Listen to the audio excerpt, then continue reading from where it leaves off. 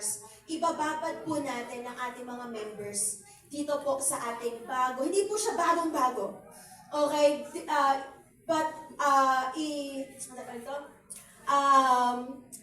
Ida-dive in natin. Yan. Ida-dive in natin sila for the whole year nang maging DNA po natin ang mission vision ng Life Giver Church. Are you excited? It's more than memorization, but I pray that this will be who we are starting this year. Amen po ba? So right now, the Life Giver Church mission, mahaba-haba na to guys, kaya nyo na ba to? Memorizing. We exist to love God and love people by making disciples across campuses, cities, and nations so that every generation experiences revival and transformation in Christ. Palakpakan natin si Lord! You know, very powerful po if we know, and we know by heart, and we do our mission. Dito na po umiikot at iikot ang ginagawa at gagawin ng Life Giver Church, lalo na po na may vision si Bishop Manny for our church to have 300 churches in 10 years. Amen? So right now, coaches, ito po tayo. Dalawa, we love God and we love people. Amen. Yan ang una nating priority, ang mahalin ang Panginoon. That's our inhale, exhale. Yan ang ating buhay. Yan ang ating mission. Ang mahalin ang Panginoon na mag-flow sa pagmamahal po natin sa ibang tao. Amen po ba? Do you love people? Amen? But we will continue loving people more sa mga susunod na taon. But how do we show our love for people? Ano po sabi sa mission natin? By making disciples. Hello? So hindi po lalayo ang church po natin. We show our love for God by discipling people. We will show our love for people by discipling them. So yes, meron tayong business, meron tayong mga tinatahak sa ating mga career, pero lahat po dapat mag-connecta sa pinaka-mission po natin. At yan po ay ang i-disciple ang mga tao. Amen. Saan? Where do we disciple? Where do we show our love for God and love for people? In campuses. Amen? Mga thunders, mga baby boomers, mga millennials, we will love the next generation. And our battlefield is the campuses. This year, bumabalik na po tayo sa campuses, pero mas babalikan pa natin ang mga hindi pa natin natatouch ng mga campuses. Amen po ba? But not only in campuses, but we do our mission in cities. We touch the lives of government. Tinatouch natin yung mga pamilya at hindi sila maiiwan. Amen po ba? And again, lastly, we disciple people across nations. Good news, ito po ang mandate ng Life Giver ngayon, that lahat tayo will go in missions. Yung iba sa Iraq, papadala.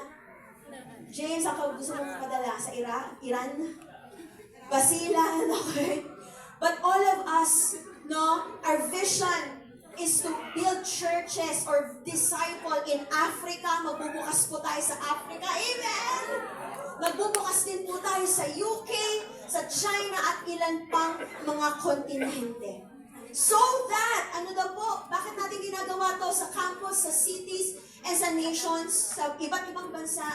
Para po ang bawat generation ng baby boomers, generation ng millennials, generation ko, Gen Zs, lalo na generation ng ating mga anak, Alpha and Beta, will experience revival.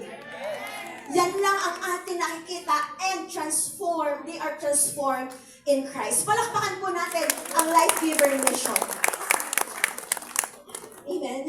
Alam niyo po, nung binababa po ito ng Life Giver Conference, talagang lahat kami Ay, grabe, malalaglag na kami sa upuan.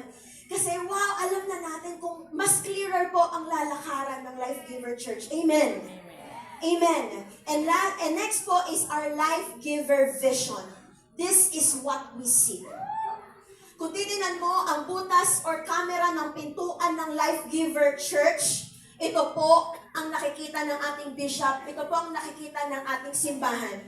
That we see generations ignited in the Philippines and across the world with the gospel of Jesus Christ.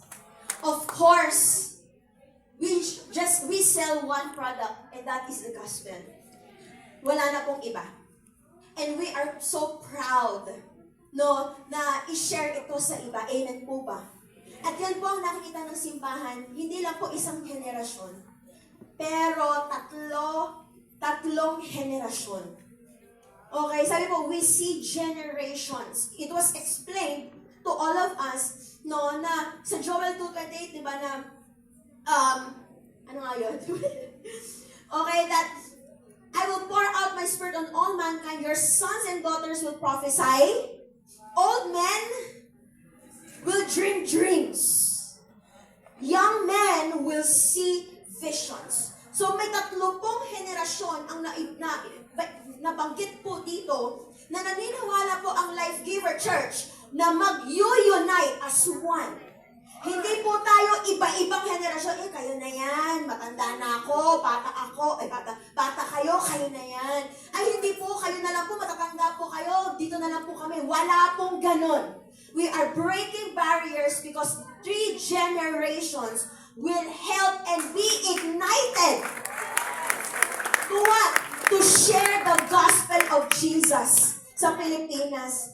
And 3 po yan, baby boomers, yan po mga old generations. Naniniwala po kami na yung wisdom po ninyo, pasensya na po kung ina-emphasize ko. Pero dahil malaki po ang parte po ninyo, because your wisdom will guide us. Yung alam po ninyo sa buhay, yung experience po ninyo, at lalo na po yung pocket po ninyo. Okay, will sustain us, okay, and will guide us to finish what you have started. Kaya po, mga tito and tita, mommies and daddies natin, it's not yet done for you. The Lord is just starting. Kung katabi mo ay tita, mommy, lola, sabi mo, it's not yet done for you. Kasama po ay ang mga millennials or young adults na nag-finance, sila po ang may capabilities, okay, to support the younger generation. Sabi po, young men they will dream dreams. So millennials, hello, our vision, our energy will be able to help the next generation. Habang sila po ay gumagawa ng kanilang mission, tayo ang taga-support. We will support them. Amen. It's not that you don't have you don't have the bandit anymore, pero you have the money, you have the gods, you have the capabilities to support the next generation. And naniniwala po tayo na sa Life Giver Church, kahit young adult ka, kahit nagtatrabaho ka, you can still disciple the next generation. Amen. Amen. Millennials! Millennials! Mag-disciple ka ng bata next year. Amen. And of course, okay, the young people, they have the energy, they have the availability, sila Kian, generation na nila to, and we will do our best to support them. Gen Zs, it's your time to shine, and that's what we see, that these 3 generations helping together, ano kaya ang mangyayari na impact o gagawing impact ng Life Giver Church. Amen po ba? Sige nga po, sabay-sabay po natin basahin with all our hearts. 1, 2, 3, go! We see generations ignited in the Philippines and across the world with the gospel of Jesus Christ. Palakpakan po natin sa Lord. And lastly po, to finally end this, ibababad po natin kayo next year dito. Magsasawa kayo sa series, sa life group series, kasi dito lang iikot ang ating topics because we want you guys na maging DNA po ang ating core values. Papasadahan ko na lang po. This is Life Givers core values. Number 1 is reverent devotion to God. It's more than loving God. Love mo si Lord, pero pag wala ka ng pera, pag wala ng blessing, medyo, wala na, di ba? But this time, this is our core values, that we fear God. We are afraid to commit sins. We are afraid to have a double life. Why? Because we have reverence to God.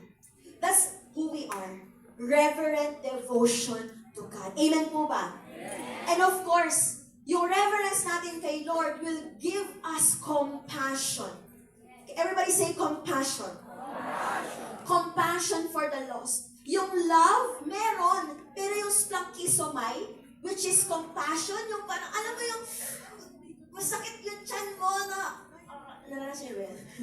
Naranasan niyo ba yun? Yung parang, sinuntok ka, sino din po dito na-try ng masuntok dito? Wala pa? Pero yung, ang sakit po nun, kahit ko naranasan yun. Okay, ganun yung klaseng pain. Yung pain na nararamdaman mo, bakit ito mamamatay nang wala si Jesus? So that's our DNA, that's our blood. Know that we have compassion for the lost. Amen. Amen. Amen! Ooh, leaders! Grabe nung converse na nagsisigawan kami, oh, yes, that's who we are. Amen. Amen. Reverent devotion to God, compassion for the lost, and love for the family. Ngayon po, ang Life Giver Church, uunahin ang pamilya, mamahalin ang pamilya, iwiwin ang pamilya. Family is our first priority. Amen. Di natin sila ipagpapalit. Okay, kung may reunion, okay, uunahin natin. Kung kailangan ka sa recognition ng anak mo, uunahin natin yan. Okay, because we love our family. And we put them first. Amen. Amen. Next is Spirit-filled. Pagpasok mo pa lang sa church, pagpasok mo pa lang sa life group, sa satellite, wala silang ibang mararamdaman kundi ang malakas na presensya ng Panginoon. And that's our core values. Spirit-filled, that from our prayer, from our fasting, and dedication in worship. Lalaliman pa po natin yan. Amen? At hindi natin ipipilit. Hindi natin ipipilit yung anointing. Hindi natin ipipilit yung spirit. But it will naturally flow. Why? Because of our reverent devotion to God. Amen. Next, last three. What is ito? Generosity. Our core values is generosity. That pag sinabing Project Solomon, continue, we will give. Kapag kailangan ng pang-youth camp, we will give. Hindi yan kina-question na sa Life Giver. Because our generosity is who we are. Sabi mo sa akin mo, you are generous. You are generous. Next is integrity. We don't have double life. Who we are sa bahay is ganun din tayo sa labas. Amen? Wala tayong dalawang maskara na boyet ka sa hapon. Ingrid ka sa gabi. Wala nang ganon. Okay, but we have integrity. Amen po ba? Pati sa pera, we have integrity. Amen. Amen. Amen. Amen. And lastly, this is who we are. We are united. Yes, we have different satellites, we have different zones, but we are one. Bakit? Ba't tayo united? Nasa atin lahat yan. Tatrabahuin po natin na maging ito po tayo hanggang sa pinaka-new friends po natin. United po tayo sa lahat ng aspeto ng buhay ng church na ito at buhay po natin. Eh sabi nga po, di ba, kapag ang isang grupo ay united, lahat ng ipagpipray nila, sasagutin ng Panginoon. Okay, and nothing is impossible for them. Amen po ba? And that is who we are. Basahin nga po natin ang sabay-sabay. Ano po ang ating core values? 1, 2, 3, go! Reverent devotion to God. Compassion for the lost, love for the family, spirit-filled, generosity, integrity, and unity. Malakas na palakpak para sa Diyos. And to finally end our gala night, tawagin ko po si Bishop Manny. Palakpakan po natin. Purihin ng Panginoon sa pag-i-end ng ating gagawain. Isang word ang kailangan ma-implant sa atin, may insertion din sa atin, pero insertion ng salita ng ating Panginoon. Okay? Philippians 1, chapter 5, verse 6. Philippians 1, 5 to 6. Because of your partnership in the gospel from the first day until now, being confident of this, that he who began a good work in you will carry it on to completion until the final day of the Lord Jesus Christ. This is our goal. This is our mandate. This is our goal. Ito yung kung saan tayo passionate for, passionate to do, and passionate to accomplish. Importante ito. Kasi nga, nakakita ko na may mga magagaling mag-umpisa, pero konti lang ang nagtatapos ng maayos. Even fewer finish. Di ba? Sa 2026, magiging mas mabigat ang mga challenges natin, mas malalaki ang role na ay ipapasanin natin, at marami pang drive na akala mo hihinto o mag-fade or magde-diminish yung ating lakas, strength. Hindi. The more 2026, lagi yan, double. Magdodoble lalo ang commitment, ang pagmamahal, ang passion ng ating Panginoon, natin sa ating Panginoon. At yun ang sinasabi ni Paul. Sinasabi ni Paul, you continue to your partnership in the gospel kasi confident tayo na si Lord na nag-umpisa sa atin ang siya ring magtatapos ng lahat ng ating gagawin sa Panginoon. Can I hear an amen? Amen. Kasi nga, ang secret ng continuity is not human strength. Our human strength will fade away. Yung passion natin will diminish. But the key to continuity is always God's faithfulness on us. Tama po ba yun? Sabi mo sa kapatid mo, you keep going because God will keep you going. Sabi mo, because God will keep you going. Amen po ba? So how do we do this? Ang exhortation ko, how do we do this? Unang-una, keep serving. Sabi mo nga sa katayo mo, keep serving. Keep serving. Huwag niyong hayaang may magpahinto sa inyo maglingkod sa Diyos. Huwag niyong hayaan. Mamahalin natin ang ating mga anak, ating mga magulang, uunahin nga. Sabi nga ni Pastor Ashobi, uunahin natin sila, ipaprioritize natin sila, pero hindi natin sila hahayaang pigilan tayo sa ating paglilingkod sa Panginoon. Tama po ba? Kasi tayo ay tinalaga ni Lord para manatiling naglilingkod sa Diyos. Keep serving. Meron tayong confidence na tayo ay magpapatuloy maglingkod sa ating Panginoon. So if Jesus started it, Jesus will sustain it. If Jesus called you, then I am assured that Jesus will qualify you. Bakit? Kasi may confidence. Diba? Huwag lang puro anointing lang ng Holy Spirit. Hindi lang puro anointing ng activities. Dapat din meron tayong anointing of confidence. Tiwala, kumpiyansa na itutuloy natin ang ating gawain. Amen? Sabi mo nga sa kanya mo, tuloy mo yan, kapatid. Tuloy mo yan, kapatid. Number 2, keep going the extra mile. Mag-extra mile. Tama po ba? Serving God requires effort. So, next year, 2026, there will be extra mile na gagawin natin. Sabi ng Panginoon, my grace is sufficient for you. You will receive power. I will always be with you. But, sabi ng Panginoon, sabi ni Paul, tuloy, but do extra mile. Sa mga life group, sa mga life group leaders, magbukas pa kayo ng isa pang life group. Yung satellite, 10, 20, 30, papuntang inako po, dagdagan nyo, gawin nyo 60, 70, extra mile. Kung ang iba sa inyo, hindi naka-receive ng plaque of appreciation. Ako nga, naka-receive ko sa ibang church, lapida ang natanggap ko sa kanila. Pero please, next year, huwag nyo hayaang wala kayo marireceive. Huwag nyo sabihin sa hindi naman importante yan. Importante po yan.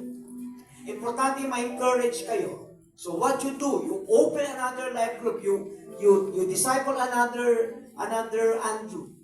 Start again a new satellite. Let no one stop you doing extra mile. Why? Kasi the Lord will give you the strength. He will give you the wisdom. He will give you the grace. He will give you the extra passion. Amen po ba? Extra mile is not powered by you. It is always powered by Him, our Lord, who calls you. Amen? Sabi mo sa kanila mo, do extra mile. Gusto niyo magdagdag ng ministry, music, dance, nasa sa inyo, gawin nyo. Basta anything na maliligayahan at mag-glorify ang ating Panginoon. Number 3, keep your energy strong. Diba? Keep your energy. Keep your energy because Christ will renew you daily. Okay? Sabi ni Pablo, keep your ministry. Do the good work. Ibig sabihin na sinasabi niya, do not be tired of doing what is good. Continue to do good work. With or without the applause of men. With or without the tingin of people. Keep your energy. Glorify God through that small amount of energy that you have. If you feel drained, pilitin mo. If you feel na parang hindi ako nakikita, you feel unseen by people, tuloy mo. If you feel na nagbabago ang lakas mo, nawawala ang kumpiyansa sa iyo ng tao, ituloy mo. If you feel you're spiritually dry, ituloy nyo. Keep your energy in serving the Lord. Walang matanda at bata. Walang busy o hindi. Busy ako. Kailangan ka ni Lord. Busy ka. Ibig sabihin magaling ka. Kaya ka busy kasi productive ka. And so, kailangan ka ng kaharian ng Panginoon. Amen? Kung wala ka namang ginagawa sa bahay, wala kang ginagawa sa buhay, down ka, wala kang trabaho, then, partial, mag-serve ka kay Lord. Para pagdating ng trabaho mo ulit, maka-income ka ulit, and at least walang bakante sa iyong buhay. Kaya keep your energy. Nag-escalate, may impact at intact. Number 4, persevering. Keep persevering. Sabihin, manatili, magtiis. Sabi niya, that he who began a good work in you will carry it on to completion. Ibig sabihin, huwag tayong mamatay na kalahati lang ang nagawa mo. Huwag tayong mamatay na tayo ay complacent. Huwag tayong mamatay na hindi mo natapos ang trabaho mo. Yung nag-umpisa sa iyo, siya din daw ang magtatapos sa iyo. The anointing of God is not just for you to start. The anointing of God given to you is for you to finish well and to finish strong. Tama po ba? Let heaven reward you of your greatness. Kasi bakit? Masipag ka. Persevere. Magtiis. Kasi malapit ka na sa award at reward na tatanggapin mo. Amen po ba? Amen po ba? Purihin ang ating Panginoon Diyos. So again, ito, lagi natin ilagay sa isip, kasabihan ito, when the going gets tough, the tough gets going. So when situation become difficult to do, strong, diba? Determined people don't quit easily. Pag nag-e-escalate, tumataas ang tension, tumataas ang tumataas ang cyclone, tumataas ang mga waves, lumalakas, may pressure, at merong current, hindi mo matatanggal ang mga tough na tao. When the going gets tough, kapag may sitwasyong mabigat, hindi mo maaalis yung magagaling na tao. Kasi that is the time that they rise up. These people push harder and they keep the forward movement. Yung mga magagaling, hindi titigil. Titigil ang problema, pero hindi titigil ang mga magagaling. Kaya sabi ng Panginoon, that he who began a good work in you will carry it on to completion until the day of the Lord Jesus Christ. Ngayon nakatanggap kayo ng plaque of appreciation, kaprasong papel, may pirma po ako dyan. Yan po ay picture lang ng tatanggapin yung higit sa Panginoon. Ang mga maliliit na mga token ay nagsasabi na nagpapasalamat ang buong organisasyon sa inyo. Di ba? sa napaka-overwhelming, napakaganda, exemplary achievement o contribution na ginawa niyo sa community. Pero kapatid, paalala lang to. Ang mga ito ay paalala lang. Pero higit sa lahat, meron tayong regalo, utong, di ba, natatanggapin korona sa Panginoon na hindi kayang kapatid ng sino. Mga putong ng buhay, putong ng tagumpay sa mga pagsubok, putong ng pagpipigil sa sarili, pagsusupin, ang mga ito, ang dami. Siguro around 6 na uri ng corona ang tatanggapin natin. Hindi ko yan mabibigay. Hindi mabibigay yon ng administrasyon. Hindi mabibigay yon ng pastoral team. Hindi ko kaya ibigay yun. Pero ang mga tinanggap nyo ay simbolo na tatanggap kayo sa lahat.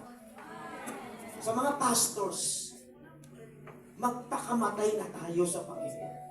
Sa mga cell leaders, magpakamatay kayo sa Panginoon.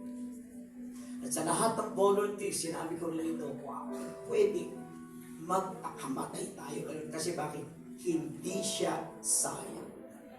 When God keep you going, keep going. Pag sinabi ni Lord, tumuloy ka, sasabihin ko sa iyo, tumuloy ka. Kasi maraming hindi tumutuloy. Sa mga pagpamahal, love na in-utter, sinabi natin at in-express at pinadama natin, yun ay nagpapaiwating na lahat tayo ay pawang nilagay ni Lord sa isang fold, sa isang ship pen, upang magsama-sama. At ang productivity ko ay galing sa inyo, at ang productivity ninyo ay galing sa akin at galing sa pastoral team. Let's keep going. Wala na tayong ibang motion, but the safest place motion in the world is the forward motion. That is the safest motion. Pinaka-safe is tumuloy. Huwag umatras.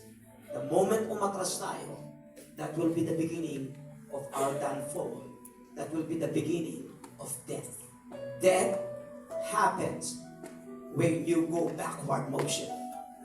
So the safest motion is go forward. Don't stand still. Move forward. Kasi doon ka tinawag ng Panginoon. Amen. Lahat tayo ay may mga magkakamali kasi tao tayo. Lahat tayo ay may mga pagkukulang. Lahat tayo may nalilimutan. Lahat tayo tao. Pero huwag niyong hayaan na may magpahinto. Tawag na pahihintuin ka. Utos na huminto ka na. Instruction ng boss niyo, pamilya natin na huminto ka. Don't let anyone stop you to serve God.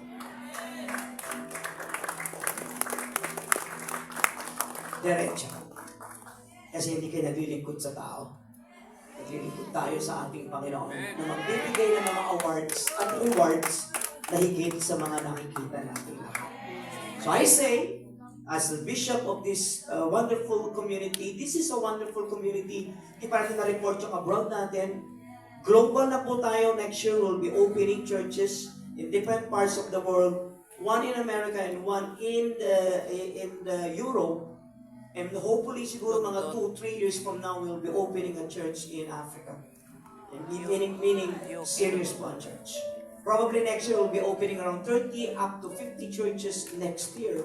So, ibig sabihin, may mga tao tayo rito na hindi na natin makikita sapagkat isa-send out sila sa mga different parts ng mundo. At ang pag hindi natin pagkikita-kita ay pagpapakita ng paglago. Hindi pwedeng magkita-kita po tayo lagi. So let's cherish the moment, magkita-kita, mag-fellowship, mag-iyakan, magsayawan, at magkantahan. At least, balang araw, tayo po ay lalaki-lalago, lalawak, lalalim. Tataba, tataas, lalawak, at kung ano-ano pa, at wala makakahinto po sa paglagaw ng life. Amen? Congratulations sa inyo lahat. God bless you all.